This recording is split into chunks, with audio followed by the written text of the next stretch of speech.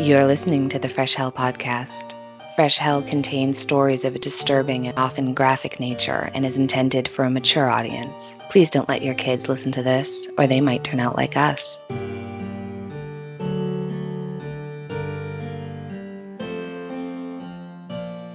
Hi, I'm Annie from the US. And I'm Johanna from Austria, and you're listening to your favorite international podcast. The podcast hosted by two women who never met in real life, but who present to you tales of murder, mystery, and the macabre throughout history. That's right. Hellions were technically on a summer break. Technically. But you didn't think we'd leave you with nothing but the sound of your own inner monologue for company, did you? Nightmare. While we take time to recharge, we thought for this week and next week it might be fun, and let's be honest, efficient, to revisit a few of our past episodes. But don't worry, this isn't just a rerun. We've gone in with scissors and caffeine and condensed these stories into sleek, streamlined versions. All the creepy, jaw-dropping highlights, none of the fluff. You could call it like Listener's Digest, right?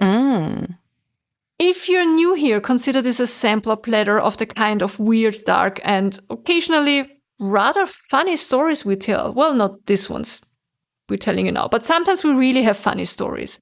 And if you've been around for a while, we love you. Thanks for sticking with us through all these years. And of course, if you want all the gory details, the tangents, and all the historical fun facts and footnotes, you can always go back and listen to the full episodes. We won't stop you. You know what? In fact, we strongly encourage it. And now, on with the mayhem. Episode 161. The Disappearance of Owen Parfitt. We're heading back to 18th century Somerset, England, to a little town called Shepton Mallet, a place that sounds quaint, but has a history of plague, wool, cider, and one of the weirdest disappearances on record. Our missing man is Owen Parfitt. He supposedly vanished from his front porch one afternoon in either 1763 or 1768. Pick your favorite year, they both work. The mystery has turned into urban legend, but it started as a fairly straightforward missing persons case. Well, sort of. Owen was in his 70s when he disappeared, probably born in the late 1690s. He was from a family of tailors, but choosing adventure over needlepoint, he ran off young and became a sailor. He claimed to have been in the military and may or may not have dabbled in piracy as well as the slave trade.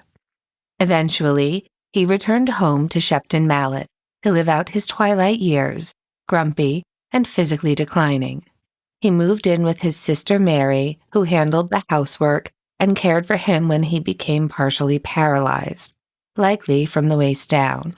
At first, he could hobble with a cane, but over time, he was completely immobile. Despite his condition, Owen still received mysterious visitors, rumored to be seafaring types, who brought him money. Where the money came from is unclear.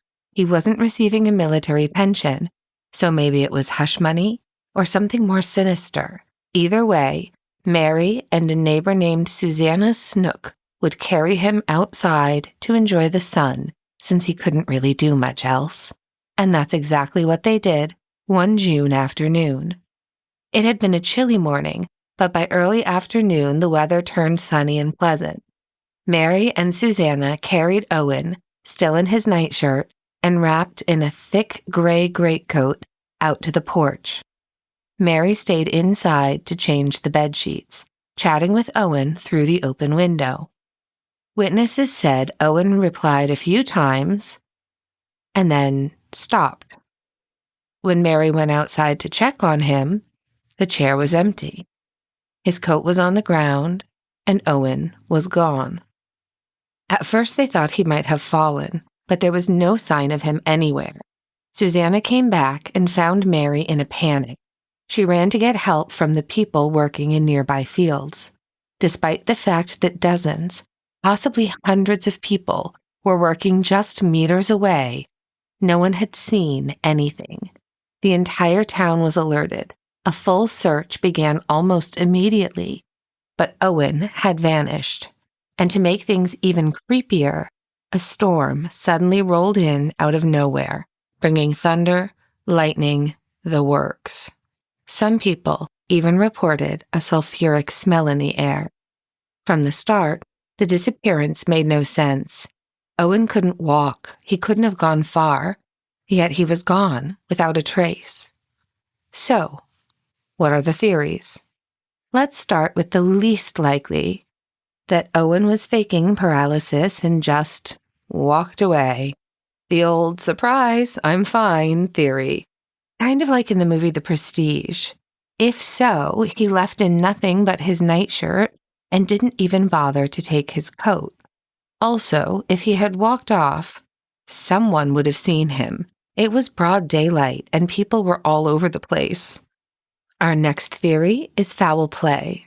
Maybe those mysterious visitors got tired of paying Owen off and decided to silence him permanently. Maybe he knew something. Maybe he was blackmailing someone. It would explain the men bringing money and the general air of sketchiness. But again, no one saw or heard anything. No horses, no carts, no screams. If someone abducted him, they did it with magical stealth and zero witnesses, in broad daylight. And the guy was heavy. Moving him would not have been quick or subtle. A variation of that theory ties into a discovery made decades later. In 1813, a man named Thomas Strode bought a house about 150 yards from where Owen had lived. While digging in the garden, he found some human remains. People thought it might be Owen. The house had once belonged to a woman named Lookyer, possibly a relative, possibly a lover, possibly both. Some speculated she helped the abductors hide the body. Unfortunately, the skeleton was later declared to be a female. So that was the end of that theory. And then there's the fun theory, pirate treasure. According to this one, Owen knew where loot was buried and someone snatched him to get the location. This theory is high on flair, low on logic, because, again, the disappearance was just too clean, too quiet, too quick. And that brings us to the theory that Owen's sister Mary believed. She believed that the devil took him. She insisted the storm that rolled in was no coincidence. The timing was too perfect. The sulfur smell, the thunder, the creepy silence. Mary and others were convinced that Satan himself had come to take Owen's soul. After all, if half the stories about his past were true, Owen wasn't exactly a saint. This devil theory is what really pushed the story into legend territory. People started calling it one of the great unsolved mysteries of England, and over time details blurred, dates changed, new embellishments were added, but the core facts remain the same. Owen Parfitt went onto his porch one day and was never seen again. Wherever Owen ended up, one thing is for sure, Shepton Mallet will never forget him. His name still comes up when people talk about the most bizarre, unsolved disappearances in British history. So in a way, he's still around. Episodes 164 and 165. The Murder of Nell Cropsey. This is the story of another person vanishing off a front porch. In 1901, 19-year-old Nell Cropsey vanished from her family's front porch in Elizabeth City, North Carolina, setting off one of the most enduring and heartbreaking mysteries in American true crime. The case made headlines across the country, divided a small southern town, and may have left behind more than just questions. I'm talking about a ghost. It might have left a ghost. Nell, born Ella Maud Cropsey in Brooklyn, had moved to Elizabeth City in 1898 with her large family. Her father, William Hardy Cropsey, became a local judge. They lived in a big house on Riverside Avenue, an idyllic-sounding Victorian dream if you ignore what's coming. Nell had been dating Jim Wilcox for over 2 years. Jim was 6 years older than Nell and the son of the town's former sheriff. On paper, it probably looked like a good match. In reality, things were tense. Nell's mother later said her daughter had confided that Jim had violent temper tantrums. She'd planned to end things. On the evening of November 20th, 1901, Nell was at home with her sister Ollie, Ollie's boyfriend Roy Crawford, and Jim. At around 11 p.m., Jim asked Nell to come outside. He wanted to talk. She followed him onto the porch, and that was the last time she was seen alive. Later that night, the family dog began barking. Ollie was jolted awake by the commotion. Someone shouted, "Father, get the guns!" And the men of the house rushed out to check the barn, but found nothing. It was then they realized Nell was missing. Lanterns were lit. The entire property was searched, and by 2 a.m., someone was sent to check if Jim Wilcox was at home. He was, asleep, in his bed. The next morning, Jim came to the Cropsey house. Nell's mother reportedly grabbed him and pleaded, "Jim, for my sake and your mother's, tell me where Nell is." And he swore he had no idea. He said he'd left her crying on the porch and gone for a walk, then met a friend, had a beer, and gone home. Jim was arrested, twice, and released, twice. The search for Nell escalated. Bloodhounds followed her scent to the family boathouse. The river became the focus, though her mother was certain Nell would have never taken her own life. She'd been excited for an upcoming trip to New York. The town was full of rumors that Nell had drowned, that she'd eloped, that she'd been seen in Baltimore. None of it panned out. And then, 37 days after her disappearance, 2 fishermen found her body floating in the river. She was fully clothed, but missing 1 shoe. The coroner performed the autopsy on site in an outbuilding on the Cropsey property. He found no water in her lungs, so she hadn't drowned. But she had a concussion on the left side of her head. He theorized that she'd been struck, possibly knocked unconscious, and died before being placed in the river. Elizabeth City erupted. People wanted justice. They wanted Jim Wilcox dead. The sheriff's department put Jim in the murderer's cage, not to stop him from escaping, but to keep the townfolks from lynching him. Nell's funeral was held on December 29th. The next day, her body was put on a train back to Brooklyn, where she was buried. 800 people came to the station to say goodbye. Her mother was too devastated to attend.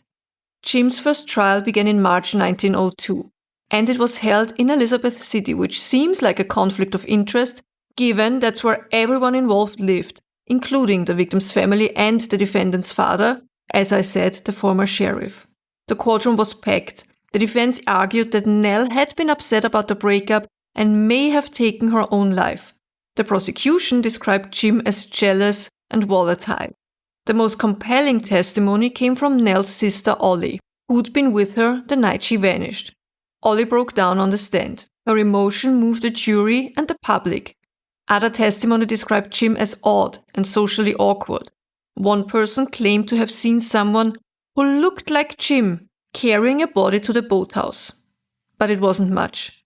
After 30 hours of deliberation, the jury found Jim Wilcox guilty of first-degree murder, and he was sentenced to hang. But that wasn't the end. The North Carolina Supreme Court overturned the verdict, citing the entirely circumstantial nature of the case and possible jury bias from the public sentiment. A second trial was held in 1903. This time, Jim was convicted of second-degree murder, implying that the act wasn't premeditated, and sentenced to 30 years of hard labor. He served 15. In 1918, Governor Thomas Bickett pardoned him, citing a letter Jim had written asserting his innocence and the fact that he'd been a model prisoner. Many suspect Jim's father may have pulled strings behind the scenes. Jim returned to Elizabeth City, got a job with the fire department, and tried to resume a normal life. But it didn't last. He started drinking, he grew bitter, he lost his job, he outlived his family, and he was eventually taken in by a man named John Tuttle, who gave him a small room to live in.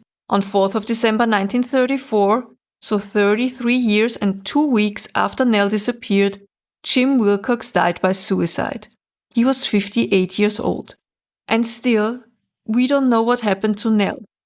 There are rumors that Jim confessed everything to local newspaper editor W. O. Saunders in 1933 and that Saunders planned to write a book. But then, Saunders died in a car crash a few years later, and nothing was ever published. Others say Jim wrote it all down and buried it in a tin box somewhere. That box, if it exists, has never been found.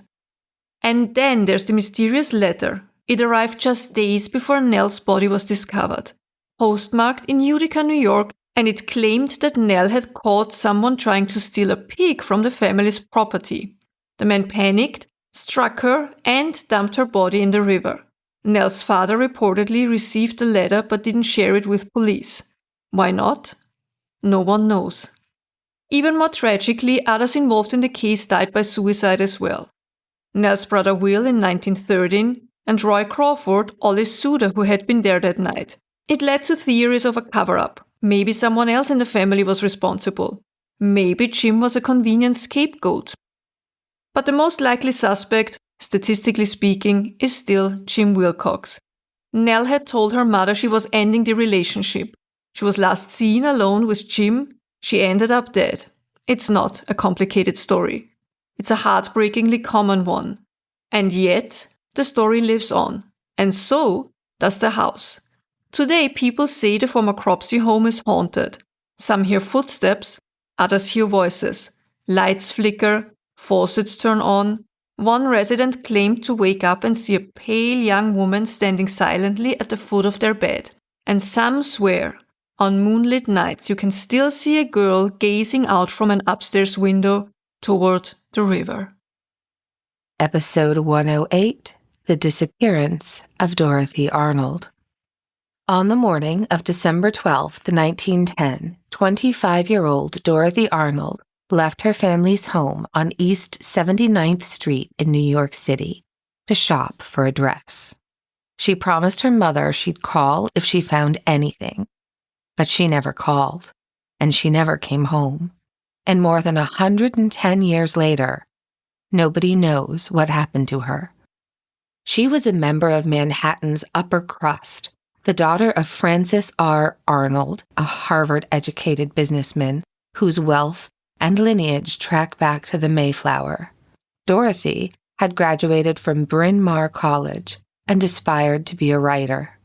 She also wanted to live independently in Greenwich Village, a scandalous idea in her family's social circle, which saw careers and personal freedom for women as an amusing detour on the way to marriage and domestic respectability. Her attempts at publishing had been unsuccessful, and rejection letters were piling up. Still, she kept writing. Secretly, she even rented a post office box so her family wouldn't see the rejections coming in. Dorothy also had a love interest, 40-something George Grissom Jr., a wealthy but unmotivated engineer from Pittsburgh. Her parents disapproved. Junior, as he preferred to be called, yes, really, had no career and no ambition. Over the summer, Dorothy had lied to her parents about visiting a friend in Cambridge. Instead, she spent a week at the Hotel Lenox in Boston with Junior. She paid with pawned jewelry and checked in under her real name. The Arnolds didn't find out about that trip till much later. Back to that December morning, Dorothy was dressed impeccably. A blue serge suit with matching hobble skirt, an elaborate black velvet hat, and a silver fox muff. She carried $25 in her purse, part of her weekly $100 allowance, and told her mother she might walk home through Central Park. She made several stops that day. First, she bought chocolates at Park and Tilford, then bought a book called Engaged Girl Sketches at Brentano's bookstore. Around 2 p.m., she ran into an acquaintance, Gladys King, outside the bookstore. They chatted briefly. Dorothy mentioned that she might cut through the park on her way home. Gladys walked off, turned back for one final wave, and that was the last confirmed sighting of Dorothy Arnold. When Dorothy didn't come home for dinner, her family grew concerned. But rather than contacting police, They quietly called her friends to ask if she'd stopped by. Later that night, when one friend called the house, Mrs. Arnold lied and said Dorothy had come home with a headache and gone straight to bed. Why the lie? Likely to avoid gossip or scandal. They may have feared she'd gone off to see George Grissom Jr. again, and in their social world, appearances mattered more than immediate panic. The next morning, Dorothy's father still didn't call the police. Instead, he summoned a lawyer from the family's firm, John Keith. Keith searched Dorothy's room. Her coat, skirt, hat, muff, and purse were gone, but everything else was in place.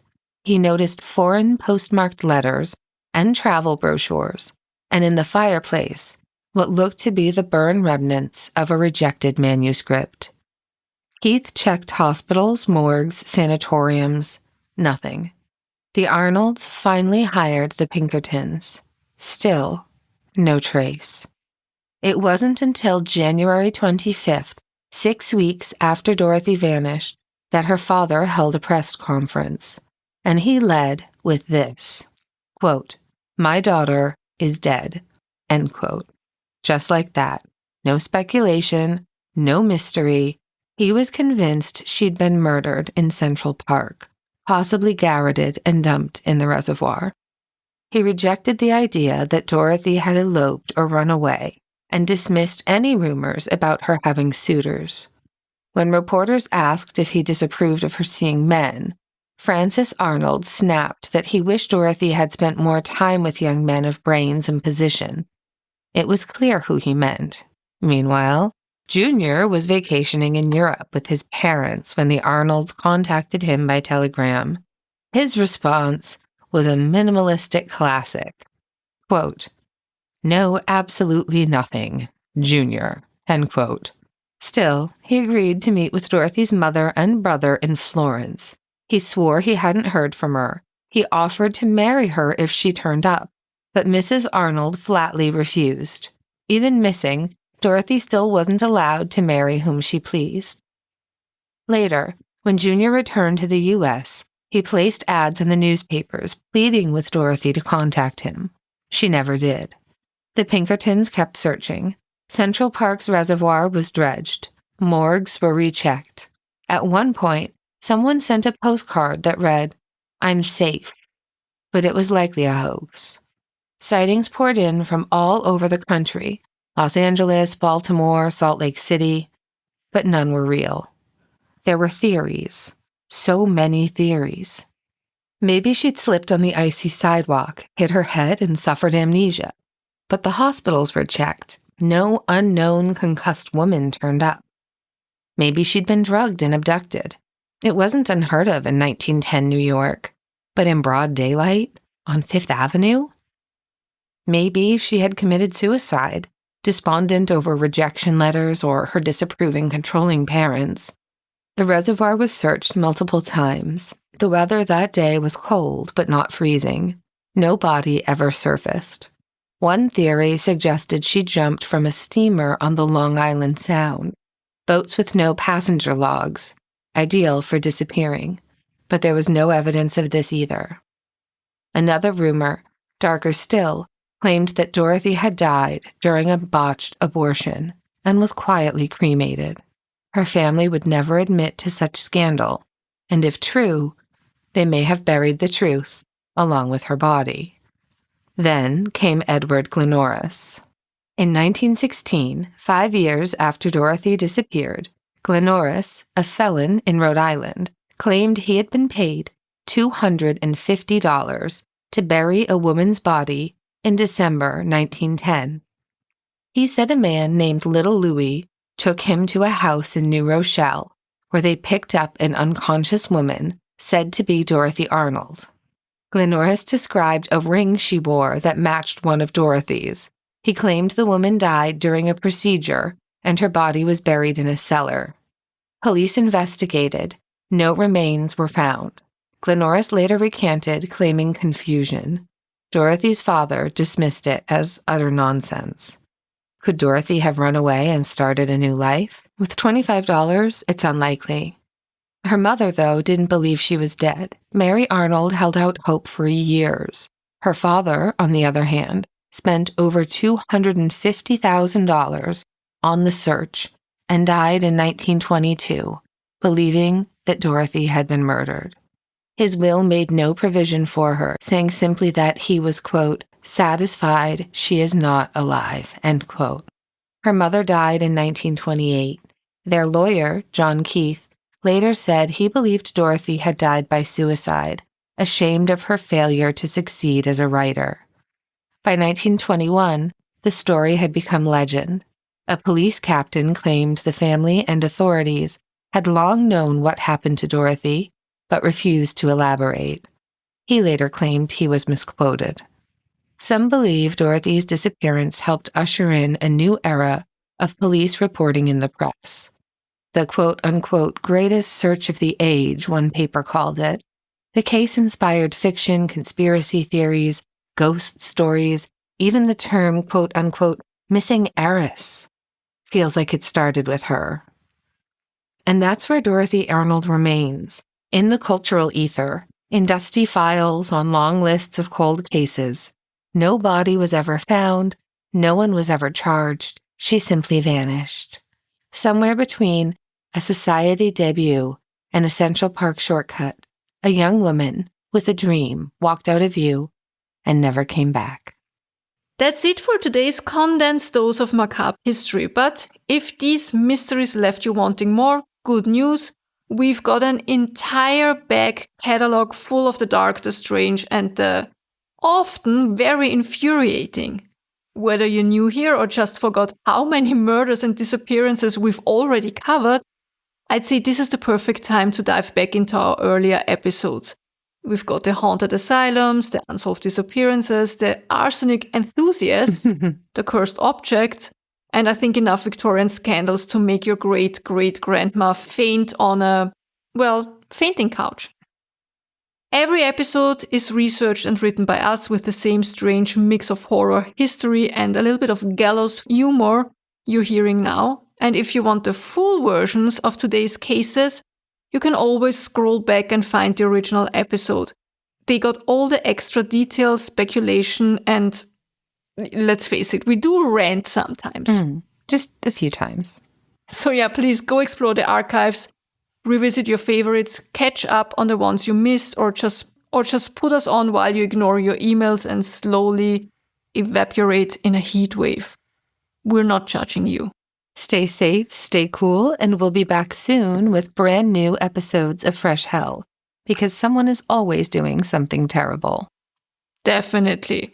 And until then, please tell your pets we said hi, hug them, cuddle them, treat them kindly, be kind to your fellow human being, and be kind to yourself. That's right. And as Winston Churchill once said, if you're going through hell, keep going. Tschüss.